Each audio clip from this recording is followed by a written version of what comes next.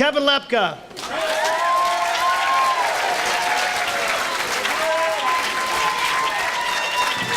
Keep that love going for Drew Spire, folks. Now, I know it's a very small crowd we got in here, so make some noise like there's 1,000 people.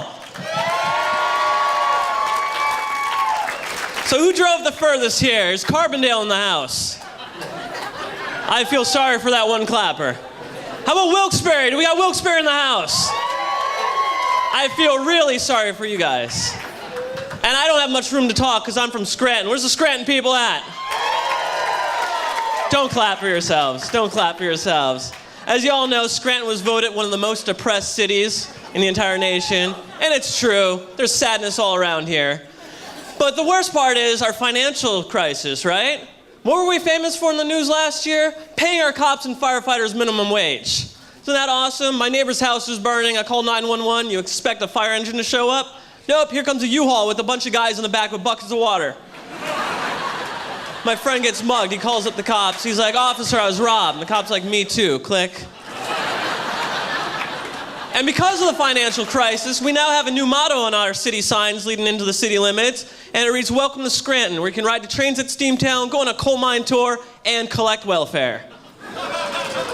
It's just like Wilkes-Barre, except for we have train rides and a coal mine tour. And Wilkes-Barre ain't no joke either. All right, what were you guys famous for last year? Highest murder per capita in the entire nation. People should be killing people in Wilkes-Barre. Wilkes-Barre is so bad, I went down there, I need to find somewhere, but I forgot my GPS. So I asked him for directions, one of the locals, and here's the directions he gives me. You're gonna go straight through the stop sign. You're gonna turn left at the red light. You're gonna listen for the gunshots, make an immediate right. When you see a stabbing, keep going straight. You're gonna see a drug deal, it's across the street from a meth lab. And the craziest part is, when I put my GPS in the next time, it gave me the same exact directions. Everyone's used a GPS, right? It's fair to assume that. But has anyone used a GPS that actually works? Well, case in point, my GPS. The other day I'm using it, it goes, boom, in 2/3 of a mile, turn left. I'm like, 2/3 of a mile? You're giving me fractions? I only work with whole numbers. Come on, if you're gonna give me a fraction, give me one I can understand, like a half. I don't know what a third is, let alone two of them. This happened to you guys too at your GPSs, where the screen doesn't update in time when you come across a whole bunch of intersections, so then you hear, boom, turn right soon. I'm like, soon? What is soon? Give me like a measurement of distance or something. And sooner or later comes up and it's just like, boom, turn right now. You make that right-hand turn, what's the next thing you hear? Boom, recalculating. My GPS got so messed up, it took me to a gas station, then it goes, boom, please go inside and ask for directions. I threw that in the garbage, bought myself a map and a compass. I used the North Star that night. But that's not the worst my GPS ever screwed me over, guys. Listen to this, it's a true story. Wait till you hear it. I'm in Myrtle Beach, South Carolina, with my friends. We need to make a Walmart run. So I punch in the address, we're following directions, and halfway through it goes, boom, you've reached your destination on the left. So I look over, and we're at a strip club.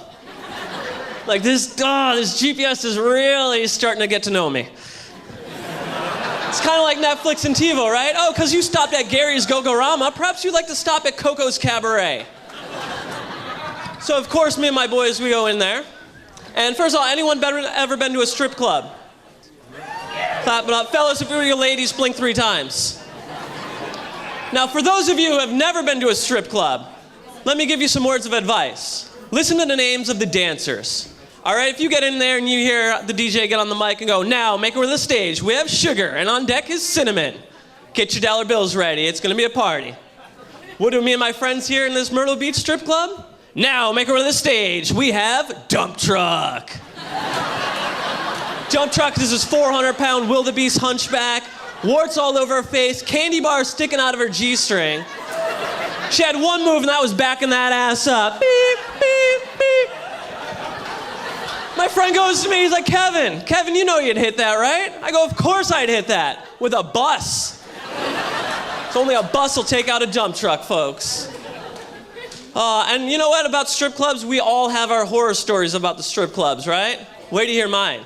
I thought I'd be a nice big brother. I took my younger brother on his 18th birthday to the strip club.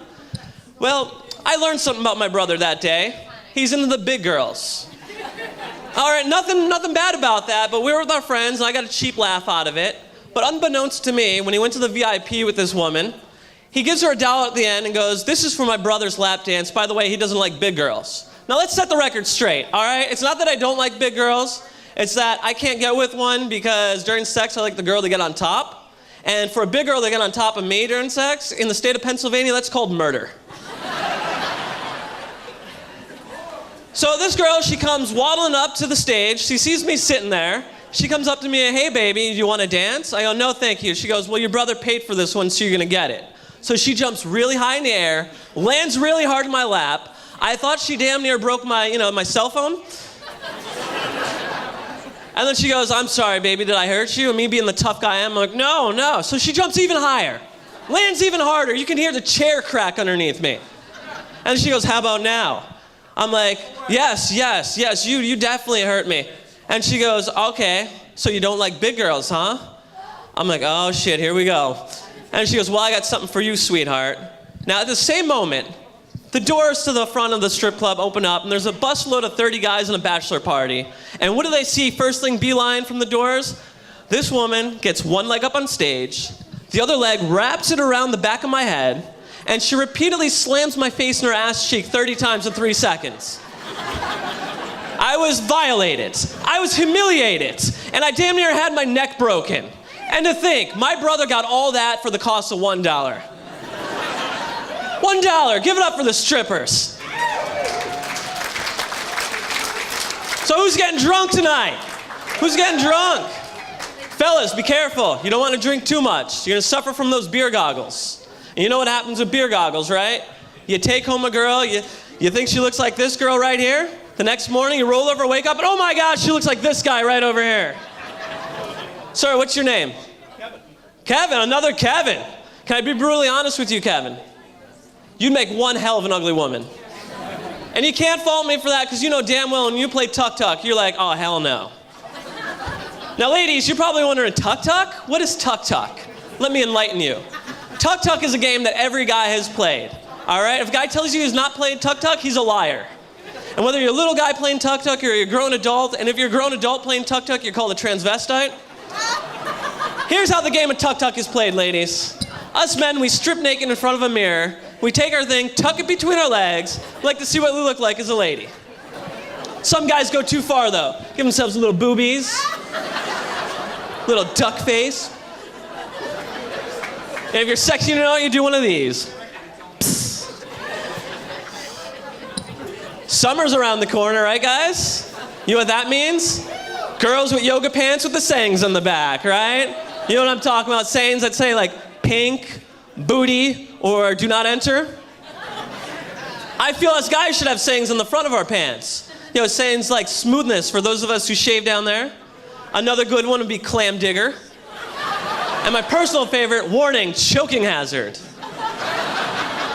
But ladies, not to be outdone, you can have sayings on the front of your pants too. Like during that not so great time of month, it could say, not safe for consumption.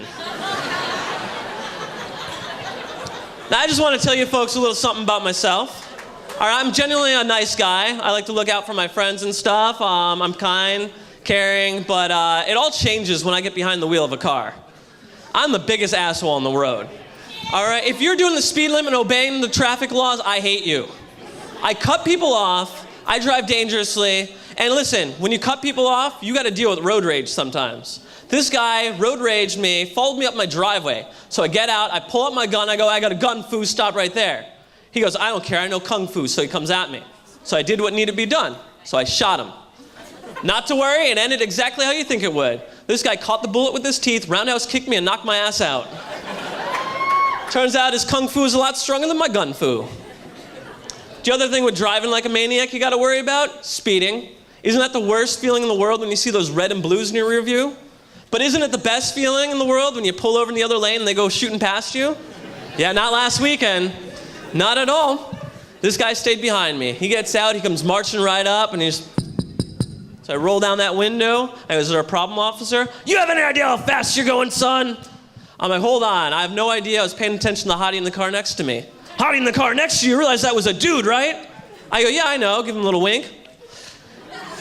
He's like, never mind that. I'm writing you up for reckless endangerment, street racing, speeding. I go, hold on, officer. When I plead not guilty, are you required to wear that sexy uniform to court?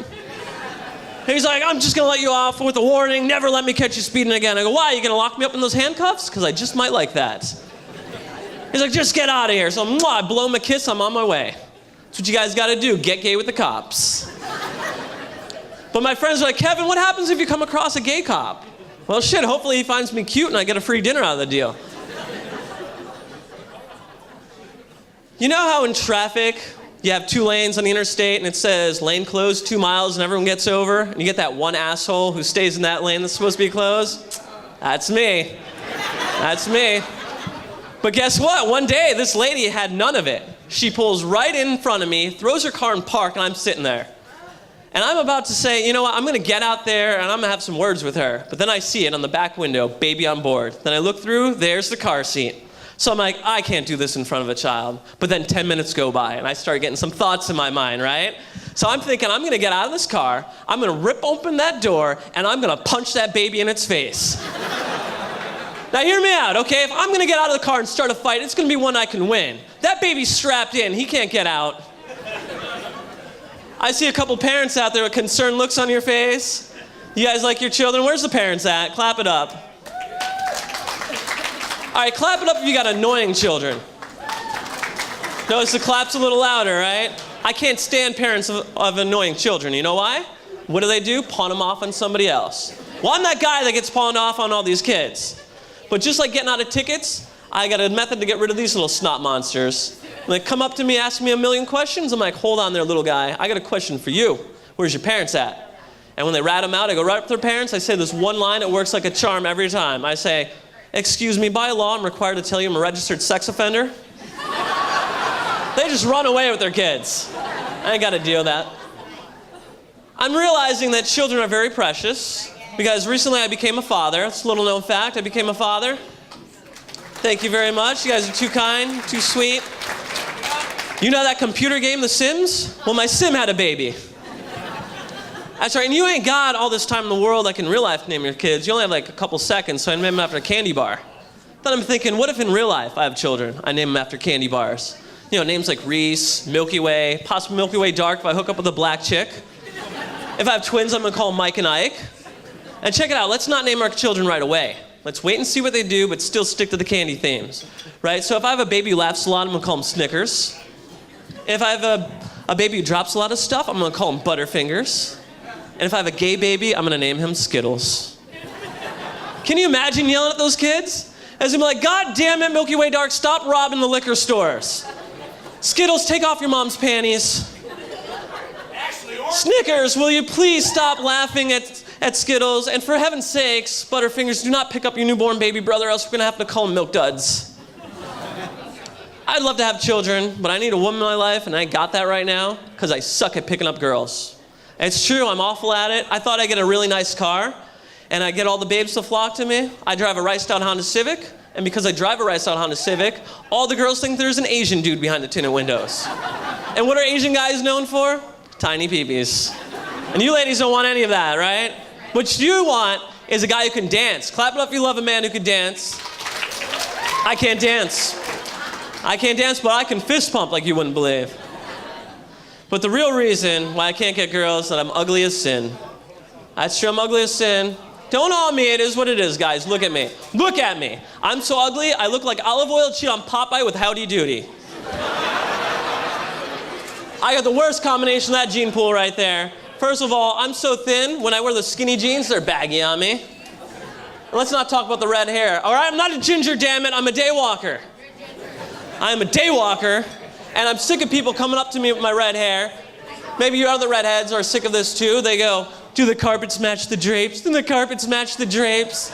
No, they don't match, because you see it's business up top and party down below. It's so crazy down there, it looks like I got Carrot Top in a headlock. That's right. And my friends, they're so helpful. They're like, Kevin, get on those online dating websites. Anyone in here ever meet on those sites? You have? Yeah, let's get off those sites. They're not good. But if I were to join an online dating website, it's gonna be one where I can truly stand out, and for me, that's blackpeoplemeet.com. That's right, blackpeoplemeet.com. And because I call my money bread, not cheddar, my screen name's gonna be Gingerbread XOXO. I will definitely date a black chick. I have in the past. I'll marry a black chick, but I'll never ever have children with a black woman. Hear me out. All right, there's a good reason. I'm afraid the baby's gonna come out, dark black skin, bright orange red hair. They're gonna come up with a new racial slur and be, oh, look at this ninja right here. I can't do that to Milky Way dark folks. Can't. I am kind of lying to you guys though. There is a special lady in my life. There is. She makes my heart flutter. She puts an extra bounce in my step. And you know, when I'm around her, it feels just right. However, I have a feeling it's going to lead to the same thing it always leads to with women like this, and that's butt sex. That's right, butt sex. We're going to do everything but have sex. Dinner, dancing, movies, kiss, maybe suck a titty, but never have sex. It's awful. But I do want to do a porno. I want to do a porno. In my porno, I'm going to have a bunch of old ladies getting peed on. I'm going to call it Golden Grams. Thank you guys. You have been great. Thank you all for coming out here. Let's bring Drew Spire back up here.